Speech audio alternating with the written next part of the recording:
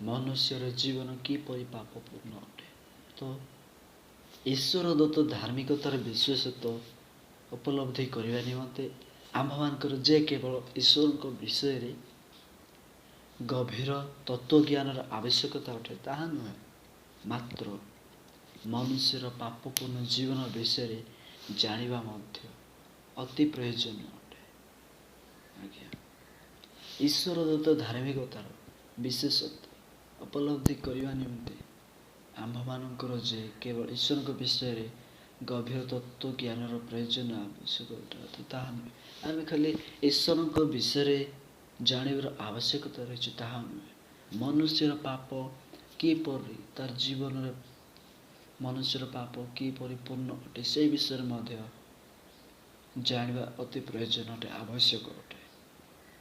ଆମ ଜୀବନର ପ୍ରକୃତ ଅବସ୍ଥା କିପରି, ଆମ ସମ୍ବନ୍ଧରେ ଈଶ୍ୱରଙ୍କର ଧାରଣା କ'ଣ ତାହା ପ୍ରଥମେ ଉପଲବ୍ଧି କରିବାକୁ ହେବ। ଆମେ ପ୍ରଥମେ ଈଶ୍ୱରଙ୍କ ବିଷୟରେ ତ ଜାଣିବା, ତାପରେ ମନୁଷ୍ୟର ପାପପୂର୍ଣ୍ଣ ଜୀବନ ବିଷୟରେ ମଧ୍ୟ ଜାଣିବାର ଆବଶ୍ୟକତା ରହିଛି। ଆଉ ଆମେମାନେ ବାସ୍ତବରେ ଆମର ପ୍ରକୃତ ଅବସ୍ଥା କିପରି, ଆମେ କିପରି ବଞ୍ଚୁଛୁ, ଆମର ଚାଲିଚଳନ କି ପ୍ରକାର ହେଉଛି, ଆମ ସମ୍ବନ୍ଧରେ ଈଶ୍ୱରଙ୍କୁ ଧାରଣା ଦେବ।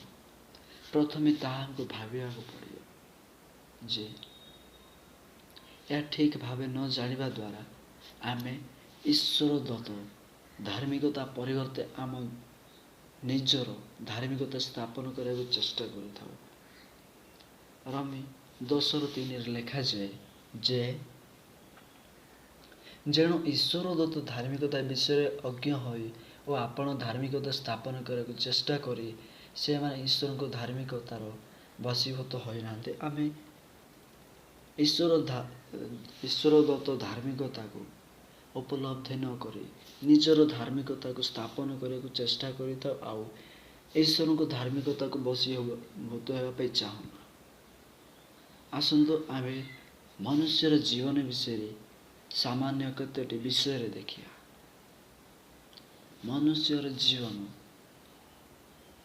ମନୁଷ୍ୟର ଚରିତ୍ର, ମନୁଷ୍ୟର ଚିନ୍ତାଧାରା, କାର୍ଯ୍ୟକଳାପ ଇତ୍ୟାଦି ଏତେ ଜଟିଳ ଯେ ତାହାର ଜୀବନ ପ୍ରକୃତ ପରିଚୟ ଓ ସତ୍ୟତା ବୁଝିପାରିବା ସହଜ ସାଧ୍ୟ ନୁହେଁ। ଆଉ ମନୁଷ୍ୟର ଜୀବନ, ମନୁଷ୍ୟର ଚିନ୍ତାଧାରା, ଚରିତ୍ର, କାର୍ଯ୍ୟକଳାପ ଏପରି କଷ୍ଟକର, ଏପରି ଜଟିଳ ଯେ ମନୁଷ୍ୟ ଏ ପ୍ରକାର ରହିଅଛି ଯେ ତାର ପ୍ରକୃତ ପରିଚୟ ସେ କିପରି ଆଉ ତାର ସତ୍ୟତା ବିଷୟରେ ବୁଝିବା ଏତେ ସହଜ ନୁହେଁ।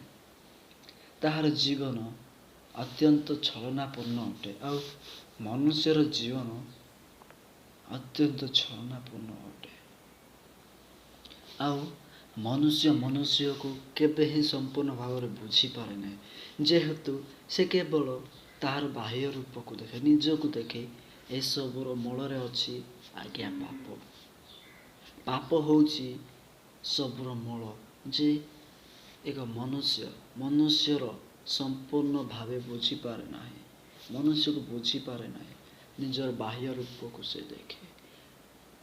ସେହି ପାପ ତାହାର ଶରୀର, ମନ ଓ ଆତ୍ମାର କ୍ଷତି କରିବା ସଙ୍ଗେ ସଙ୍ଗେ ତାକୁ ପଶୁଠାରୁ ଆହୁରି ନୀଚ ସ୍ତରକୁ ଟାଣି ଆଣେ। ଆଉ ପାପ ଏହି ପ୍ରକାର ଯେ ମନୁଷ୍ୟକୁ ବୁଝିପାରେ ନାହିଁ, ଆଉ ତାହାର ଶରୀର, ମନ ଓ ଆତ୍ମାର କ୍ଷତି ସାଧନ କରିବା ସଙ୍ଗେ ସଙ୍ଗେ ତାକୁ ପଶୁଠାରୁ ଆହୁରି ନୀଚ କରିଥାଏ। ପାପ ଏହି ପ୍ରକାର ବିଷୟ ଅଟେ। ଲେଖାଯାଏ ଯେ ମନୁଷ୍ୟ ବିଷୟରେ ଈଶ୍ୱରଙ୍କ ବାକ୍ୟରେ ଏପରି ଲେଖାଯାଏ ଯେ ସେ ମନୁଷ୍ୟ ଜନ୍ମରୁ ପାପୀ ଅଟେ। ମନୁଷ୍ୟ ଜନ୍ମରୁ ପାପୀ ଅଟେ।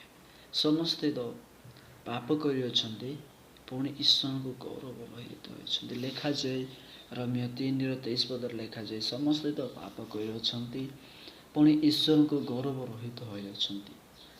ମନୁଷ୍ୟମାନେ ପାପ କାର୍ଯ୍ୟ କରିବା ହେତୁ ଯେ ପାପୀ ତାହା ନୁହେଁ ଆଜ୍ଞା। ସେମାନେ ପାପୀ ସେଥିପାଇଁ ସେମାନେ ପାପ କରନ୍ତି। କିପରି? ଯେତେବେଳେ ପରମେଶ୍ୱର ଆଦମ ହବାଙ୍କୁ ସୃଷ୍ଟି କଲେ, ତ ଆଦମ ହବା ଯେତେବେଳେ ଈଶ୍ୱରଙ୍କ ଆଜ୍ଞାକୁ ଲଙ୍ଘନ କଲେ, ତ ସେଇ ଦିନଠାରୁ ଜଗତରେ ପାପ ପ୍ରବେଶ କଲା। ତ ଆମେମାନେ ତାହାଙ୍କଠାରୁ ଜାତ, ତେଣୁ ଆମେମାନେ ଜନ୍ମରୁ ହିଁ ପାପୀ ଅଟୁ, ସେଥିପାଇଁ ଆମେମାନେ ପାପ କରୁଛୁ। ଆଉ ଈଶ୍ୱରଙ୍କ ଇଚ୍ଛା ଓ ଆଜ୍ଞାନ ବାଧ୍ୟ ହୁଅନ୍ତି ନାହିଁ। ସେମାନଙ୍କର ପ୍ରକୃତି ମନ୍ଦ ହୋଇଥିବା ହେତୁ ସେମାନେ ଈଶ୍ୱରଙ୍କ ସହିତ ସହଭାଗିତା ରକ୍ଷା କରିପାରନ୍ତିନି ଓ ସେମାନେ ଅନ୍ଧକାର କାର୍ଯ୍ୟ ସବୁକୁ ପସନ୍ଦ କରନ୍ତି, କାରଣ ତାହା ସେମାନଙ୍କ ନିମନ୍ତେ ଲୋଭନୀୟ, ଆନନ୍ଦଦାୟକ ଓ ଲାଭଜନକ ଅଟେ। ଆଜ୍ଞା, ଆମ୍ଭମାନଙ୍କର କାର୍ଯ୍ୟ ଅଛି ଅନ୍ଧକାରର କାର୍ଯ୍ୟ। ଆମେ ସବୁ ଅନ୍ଧକାରର କାର୍ଯ୍ୟକୁ ପସନ୍ଦ କରିଥାଉ। ତେଣୁ ଈଶ୍ୱରଙ୍କ ସହଭାଗିତା ଆମେ ରକ୍ଷା କରିପାରୁ। ତେଣୁ ଆମେ ଅନ୍ଧକାରର କାର୍ଯ୍ୟ ସବୁକୁ ପସନ୍ଦ କରୁଛୁ। ଅନ୍ଧକାର ମାନେ କ'ଣ? ପାପ। କାରଣ ତାହା ନିମନ୍ତେ ଲୋଭନୀୟ ଓ ଆନନ୍ଦଦାୟକ ଓ ଲାଭଜନକ ଅଟେ। ଆଉ ଆମ୍ଭମାନଙ୍କ ନିମନ୍ତେ ଏ ଅନ୍ଧାରର କାର୍ଯ୍ୟ ସବୁ ଆନନ୍ଦ, ଲୋଭ ଆଉ ଲାଭଜନକ ଅଟେ। ଏହି ପ୍ରକାର ବାଇବଲ ମନୁଷ୍ୟମାନଙ୍କ ଜୀବନ ଓ ଚରିତ୍ରର ଏକ ନିରାଟ ସତ୍ୟ। ଆଉ ଏ ବାଇବଲ ହେଉଛି ପବିତ୍ର ଧର୍ମଶାସ୍ତ୍ର। ବାଇବଲ ହେଉଛି ଆମ୍ଭମାନଙ୍କର ଜୀବନ ଓ ଚରିତ୍ରର ଏକ ନିରାଟ ସତ୍ୟ ଘଟେ ଆଉ ବିକୃତ ଛବି ପ୍ରକାଶ କରେ। ମନୁଷ୍ୟର ଆମ୍ଭମାନଙ୍କର ପ୍ରକୃତ ଜୀବନ ଓ ଚରିତ୍ର ଓ ମନୁଷ୍ୟର ଆମ୍ଭମାନଙ୍କର ଅନେକ ପ୍ରକାର କାର୍ଯ୍ୟକଳାପକୁ ବାଇବଲ ପ୍ରକାଶ କରିଥାଏ। ଯଦି ଆମେ ସତ୍ୟ ଓ ନିରପେକ୍ଷ ଭାବେ ମତବ୍ୟକ୍ତ କରିବା, ତେବେ ଆମକୁ ସ୍ୱୀକାର କରିବାକୁ ପଡ଼ିବ ଯେ ତାହା ଆମ ଜୀବନ ଓ ଚରିତ୍ରର ପ୍ରକୃତ ଛବି ଅଟେ। ଆଉ ପ୍ରକୃତ ଛବି ଅଟେ। ସେଥିପାଇଁ ମୁଁ କହିବାକୁ ଚାହେଁ ଯେ ଈଶ୍ୱରଙ୍କ ନିକଟରେ ଧାର୍ମିକତା ହେବାକୁ ହେଲେ ଅନ୍ଧକାରର କାର୍ଯ୍ୟ ସବୁକୁ ନାପସନ୍ଦ କରିବାକୁ ପଡ଼ିବ। ଆଉ ଅନ୍ଧକାରର ବିଷୟକୁ ନିଜ ହୃଦୟରେ ସ୍ଥାନ ଦେବା ନାହିଁ। ପ୍ରଥମେ ଈଶ୍ୱରଙ୍କୁ ସ୍ଥାନ ଦେବାକୁ ପଡ଼ିବ। ମନୁଷ୍ୟ ହିସାବରେ ମନୁଷ୍ୟକୁ ଈଶ୍ୱର ନିଜ ସଦୃଶ ନିଜ ହାତରେ ସୃଷ୍ଟି କଲେ, ତ କାହିଁକି ସୃଷ୍ଟି କଲେ ତାହା ମଧ୍ୟ ଆମେ ଭାବିବା ଆବଶ୍ୟକତା ଅଟେ। ଯଦି ଆମେ ପାପରେ ପଡ଼ିଛୁ, ତାହେଲେ କୌଣସି ଆମର ଜଗତରେ ଆମେ ଖୁସି ପାଇବା, କିନ୍ତୁ ସେହି ଦିନରେ ଦ୍ୱିତୀୟ ଆଗମନ ପରେ ଆମେ ନରକକୁ ଯିବା, ସେହି ସମୟରେ ଅନୁତାପ କରିବା। ତେଣୁ ମୋର ଭାଇ ଓ ଭଉଣୀମାନେ, ଆପଣ ଯେପରି ଅନ୍ଧକାରର କାର୍ଯ୍ୟକୁ ପସନ୍ଦ କରିବେ ନାହିଁ, ସେଥିନିମନ୍ତେ ମୋର ଅନୁରୋଧ। ଆଉ ଆଲୋକର କାର୍ଯ୍ୟକୁ ଆପଣ ପସନ୍ଦ କରନ୍ତୁ। ଈଶ୍ୱରଙ୍କ ନିକଟରେ ଆପଣମାନେ ତାଙ୍କୁ ଗୌରବ କରନ୍ତୁ। ଆଉ ମନ୍ଦ ବିଷୟକୁ ଛାଡ଼ନ୍ତୁ। ଆଉ ଚିନ୍ତା କରନ୍ତୁ ଯେ ନିଜର ଚିନ୍ତାଧାରା, ଚରିତ୍ର ଓ ଏହି କି ପ୍ରକାର ଅଛି। ଆଉ ଆମମାନଙ୍କର ପ୍ରକୃତ ଅବସ୍ଥା କିପରି? ଆମେ ଈଶ୍ୱରଙ୍କ ପ୍ରଥମ ସ୍ଥାନ ଦେଇଛୁ ନା ଅନ୍ଧକାରକୁ, ନା କାହାକୁ ପ୍ରଥମ ସ୍ଥାନରେ ଦେଇଛୁ, ତାହା ଆମେ ପ୍ରଥମେ ଭାବିବାର ଆବଶ୍ୟକତା ରହିଛି। ତ ପରମେଶ୍ୱର ଆମକୁ ଧାର୍ମିକ ଗଣିତ କରିବେ। ଆମେ କେବେ ମଧ୍ୟ ନିଜକୁ ଗର୍ବିତ କରିବାନି ଯେ ମୁଁ ଏହି ପ୍ରକାର ସେହି ପ୍ରକାର କରିବା ଦ୍ୱାରା ମଧ୍ୟ ଈଶ୍ୱର କେବେ ମଧ୍ୟ ଧାର୍ମିକ ଗଣିତ କରିବେ ନାହିଁ। ଆମେ ନିଜକୁ ସର୍ବଦା নত କରିବାର ଆବଶ୍ୟକତା ରହିଛି।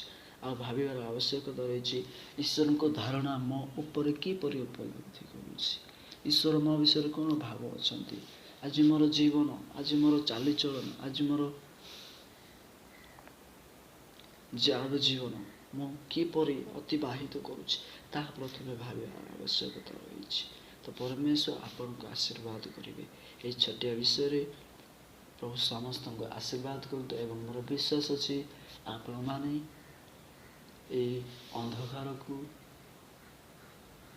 ପ୍ରଥମ ସ୍ଥାନ ଦେବେ ନାହିଁ, ଆଲୋକକୁ ସ୍ଥାନ ଦେବେ, ଈଶ୍ୱରଙ୍କୁ ସ୍ଥାନ ଦେବେ, ଏହା ମୋର ବିଶ୍ୱାସ ଅଛି।